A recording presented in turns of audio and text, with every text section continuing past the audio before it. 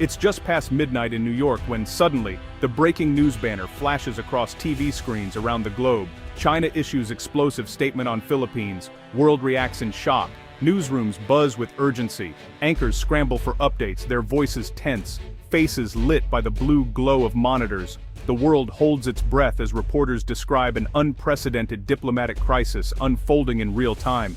Social media explodes. Hashtags trend worldwide.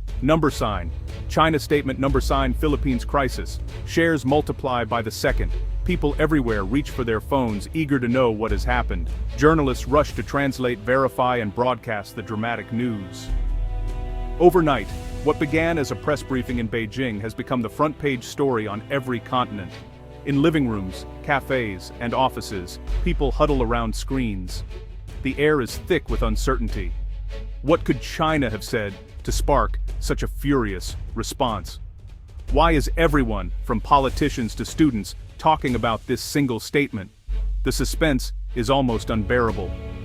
As dawn breaks in Asia, the world is on edge. The tension is real and growing. All eyes turn to Beijing and Manila, waiting for the next revelation. The statement itself is brief, but every word carries weight. Early this morning, China's foreign ministry stood before the world's cameras. The spokesperson read in stern tones, "Any further provocation by the Philippines in the South China Sea will be met with decisive measures. China will defend its sovereignty with all necessary means." The message is clear. The warning is direct. Beijing's language is stronger than ever before. No room for misunderstanding. No hints of negotiation. This isn't the usual diplomatic talk. It is a line drawn in the sand. Newswires spread the words instantly. Analysts dissect every phrase. The mention of all necessary means chills even seasoned diplomats. What could that mean? Economic sanctions? Military action? The world's imagination runs wild. Within minutes, leaders in Manila respond with alarm. Other nations call for calm, but the damage is done. China's statement has set off a diplomatic earthquake. Global capitals respond at lightning speed. In Washington, the State Department issues a stern rebuke, urging restraint. In Brussels, European leaders call for emergency talks. The United Nations schedules an urgent Security Council meeting. It's as if the entire world has hit pause. Allies of the Philippines rush to show support. The United States reaffirms its defense commitments in the Pacific. Japan and Australia echo calls for peace. Even countries far from Asia like Canada and Germany voice concern over the potential for conflict. Markets tremble, the price of oil jumps. Stock exchanges in Asia open to sharp declines, reflecting fears of instability. International airlines begin reviewing flight paths over the disputed seas. Investors seek answers, but find only more questions. Ordinary people, too, are caught up in the drama. Social media is full of posts, from worried parents in Manila to students in London watching live streams. It's clear this isn't just a regional spat. The whole world is watching, and the stakes couldn't be higher. To understand today's outrage, we need to look back. China and the Philippines share a long, complicated history, especially in the South China Sea. This area, rich in fish and oil, is claimed by both countries. Small islands and reefs have been flashpoints for years. Tensions flared in 2012 over Scarborough Shoal, a tiny reef that both sides claim. In 2016, the Philippines won a case at an international court in The Hague. The ruling said China's claims had no legal basis. But China rejected the decision. Since then, ships from both countries have faced off many times. Fishermen tell stories of being chased away. Ships bump and block each other. Each incident adds fuel to the fire. For many Filipinos, the sea is not just water, it's their livelihood and their pride. For China, it's a matter of national sovereignty. This history is never far from people's minds. When China speaks, Filipinos remember past confrontations. Today's statement feels like the latest blow in a long struggle. Inside Malacañang Palace, the Philippine president calls an emergency cabinet meeting. Cameras flash as officials enter, their faces grim. The president appears on TV, urging calm but promising to protect national interests.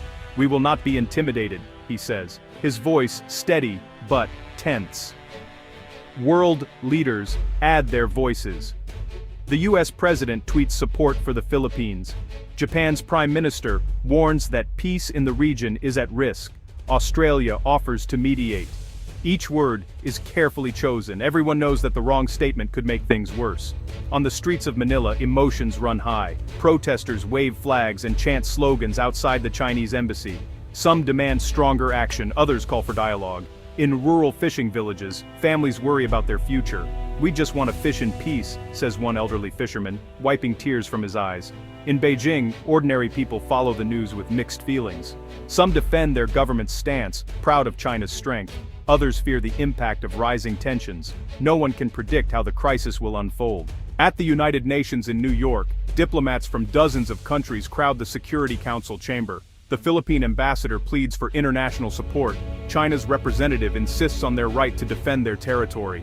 The mood is tense, every word weighing heavily. Meanwhile, in Manila's bustling streets, TV sets in shops and homes blare live news. The city is unusually quiet, as if everyone is waiting for what comes next.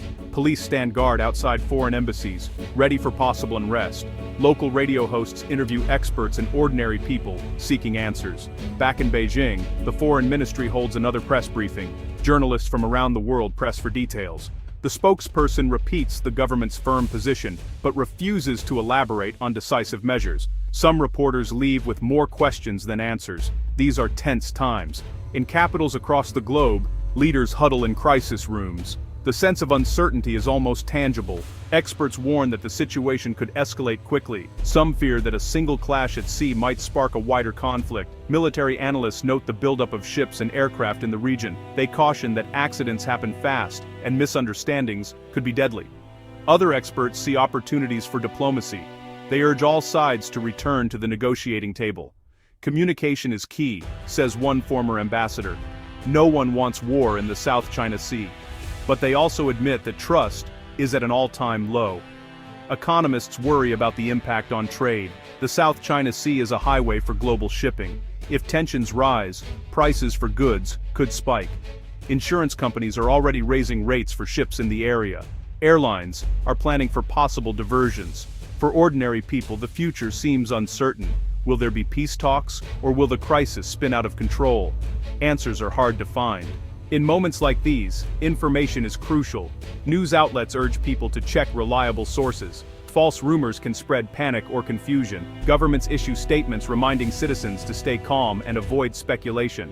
Schools hold special assemblies to explain the situation to students. Community leaders organize forums to answer questions. Social media companies step up efforts to flag misinformation.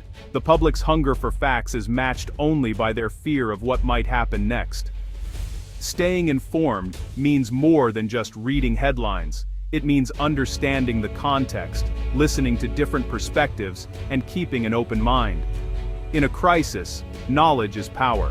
Tonight, the world stands at a crossroads. China's explosive statement on the Philippines has shaken the global order. Leaders debate, citizens worry, and experts warn of dangers ahead. The outcome is far from certain. What happens in the next days and weeks will shape the future of Asia and the world. Will diplomacy win out, or will tensions boil over? No one knows for sure. But one thing is clear: this is a moment that demands our full attention. Stay informed. Stay vigilant. The story isn't over yet. As events unfold, the world will be watching, and history will remember what happens next.